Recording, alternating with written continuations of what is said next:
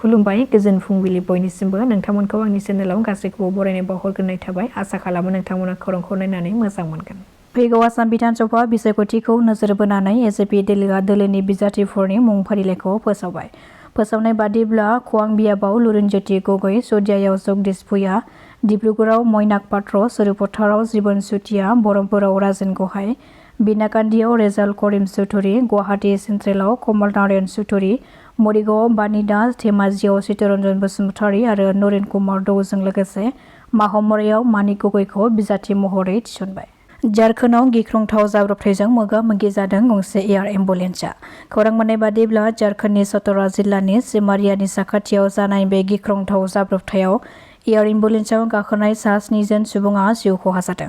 बे बिरखंआ मोनानि 7:50 रिंगासो समाव राजि बिरखं गाथोननिफ्राय बिरबोनानै मोनानि 7:30 रिंगासो समाव गोमानानै उननि समाव झारखन्डनि सिमारियानि हाग्रा ओनसोलाव बे गिख्रंथाव जाब्रबथाया जादों।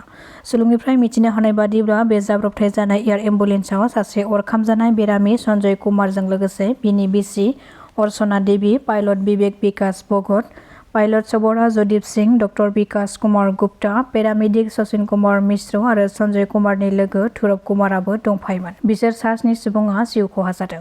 मिथिनो हानाय बादिब्ला अरजों खामनायाव जोखोम जानाय सन्जय कुमारखौ फाहामथायनि थाखाय दिल्ली फारसे लाबोबाय थानाय समावनो नाथाय दुखुनांथाव झारखन्डनि सिमारिया हाग्रा ओनसोलाव गोबां अखा, बारहुंखा, सारअन्थाइ गावनाय गाज्रि बोथोराव बे गेदेर जाब्रबथाया जादों।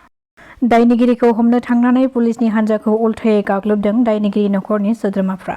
खौरां मोननाय बादिब्ला चिरांनि बिजनी 2 नं बालाटलाव हरनि समाव पुलिसा सानै दायनिगिरि आब्दुल सालाम 44 बोसोर बैसोनि आरो आब्दुल लतीफ 25 बोसोर बैसोनि सानै सुबुंखौ बिजनी पुलिसनि मोनसे हान्जाया वारेन्टनि गेजेरजों हमनो थाखाय थांदोंमोन नाथाय बे समावनो पुलिसनि सायाव उल्थायै गाग्लोबनानै पुलिसनि खसाबखौ बिसिनो नाजानायजों लोगोसे नखरनि सोद्रोमाफ्राबो आखायावबो अरनानै पुलिसनि गारियाव गाग्लोबनाय जाथाय जानानै थाङो। गुबै दायनिगिरि सानैनि मादाव आब्दुल सलामखौ पुलिसा हमनो हादोंब्लाबो नाथाय गुबुन सासेया दासिमबो खारखोमानानै दङ।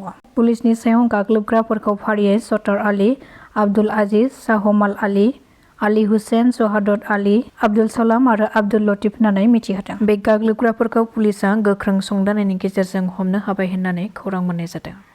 बशिष्ट पुलिसनि जेयाव नांदों सानै ड्राग्स फालांगिरि। मोनसे गोख्रों सिग्रोमनाय हाबाफारि लानायनि गेजेरजों बे सानै ड्राग्स फालांगिरिखौ हमनो हादों पुलिसा। बिसोरनि मुंखौ फारियै बरपेटानि राजु डेका आरो मेघालयनि दीपांकर सयकिया होननानै मिथिहोदों। बिसोरनिफ्राय खमैबो 66.53 ग्राम हेर'इन गंथाम मबाइल फनबो सिग्रोमनाय समाव हमनो हादों पुलिसा। फिन आरोबाव UPPLनि गुबुन सासे UPPL प्राइमारि मेम्बारशिप एबा कालाइगाव बियाबनि बारग' MLA नाथुराम बर' बिथाङा दोलो एंगारबाय। खौरां मोननाय बादिब्ला UPPLनि प्राइमारि मेम्बारशिप नाथुराम बर'आ गावनि नखरारि जेंना आरो देहायारि जेंनानि थाखाय दोलोखौ एंगारबाय होननानै सुलुंनि गेजेरजों मिथिहोदों। एसेम्बली আমি বহিছিলোঁ ইয়াত আমাৰ এটা হ'ল সাপ্লিমেণ্টাৰী বাজেট গভৰ্ণমেণ্ট অফ আছাম এই লাষ্ট যিটো সেশ্যন 16 ফেব্ৰুৱাৰী আৰু 19 ফেব্ৰুৱাৰীলৈকে হোৱা যিটো সেশ্যন তাত আমাৰ কিছু এডিশ্যনেল চেংচন আমাৰ BTCলে দিছিলে। ইয়াক আমি এক্সপেণ্ডিচাৰ কাৰণে আজি ডিছকাশ্যন হ'ল আৰু 24টা ডিপাৰ্টমেণ্টত এই পইচাখিনি খৰচ কৰিবৰ কাৰণে আজি এপ্ৰুভেল লোৱা হ'ল আৰু লগতে যিটো আমাৰ 26-27ৰ যিটো আমাৰ বাজেট এইটো আজি প্লেছ কৰা হ'ল আৰু সেই বাজেটত আমাৰ যিটো ভোট অফ একাউণ্টছ যিটো আমাৰ 4 মাহৰ কাৰণে দৰমহা দিবৰ কাৰণে বাজেট প্লেছ কৰা হ'ল। তো প্ৰথমতে আমাৰ যিটো 16 ফেব্ৰুৱাৰীৰ পৰা ফেব্ৰুৱাৰীলৈ হোৱা যিটো ষ্টেট এছেম্বলি ইয়াত আমাক 100 কোটি টকা মঞ্জুৰ কৰিছিলে 24টা এণ্টাৰেষ্টেড ডিপাৰ্টমেণ্টত খৰচ কৰিবলৈ আমি অনুমোদন লোৱা হ'ল।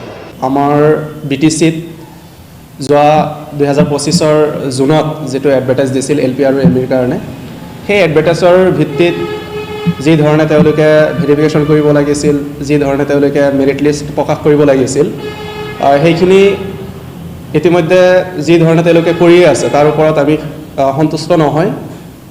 তেওঁলোকে ইতিমধ্যে দুবাৰকে ভেৰিফিকেশ্যন কৰিলে প্ৰমোদ বড়ো চৰকাৰৰ কাৰ্যকালতো এবাৰ ভেৰিফিকেশ্যন কৰিছিল ইলেকশ্যনৰ প্ৰাক মুহূৰ্তত তেওঁলোকে এপইণ্টমেণ্ট দিয়াৰ যোজা চলাইছিল শেষ মুহূৰ্তলৈকে তেওঁলোকে দিব নোৱাৰিলে এইবাৰো ইলেকশ্যন আহি পাইছে কিন্তু আমাৰ হাগ্ৰামা মহিলাৰ ডাঙৰীয়া চৰকাৰেও সেই একেই পথ অৱলম্বন কৰা দেখিবলৈ পোৱা গৈ আছে যেটো খুবেই হতাশজনক আমি বিটিচিৰ যি শিক্ষিত যুৱক যুৱতীসকল আছো যিসকলে ইতিমধ্যে টেট কোৱালিফাইড কৰিছে যিসকলে এটা চাকৰিৰ কাৰণে তেওঁলোকে অধীৰ আগ্ৰহেৰে বাট চাই আছে তেওঁলোকৰ খুবেই হতাশজনক এটা পৰিৱেশ পৰিস্থিতিৰ মাজত তেওঁলোকক ঠেলি দিয়া হৈছে সেই পোষ্টখিনি তেওঁলোকে ফিল আপ কৰে আৰু আগলৈ আৰু যিখিনি নেকি ভেকেন্সি আছে সেইখিনিৰো যাতে তেওঁলোকে এডভাৰটাইজ দি কিনে আমাৰ বিটিচি অঞ্চলৰ যি শিক্ষা ব্যৱস্থা সেই শিক্ষা ব্যৱস্থাক তেওঁলোকে যাতে শক্তিশালী কৰি আগবঢ়াই লৈ যায় তাৰ প্ৰতি তেওঁলোকলৈ আহ্বান থাকিল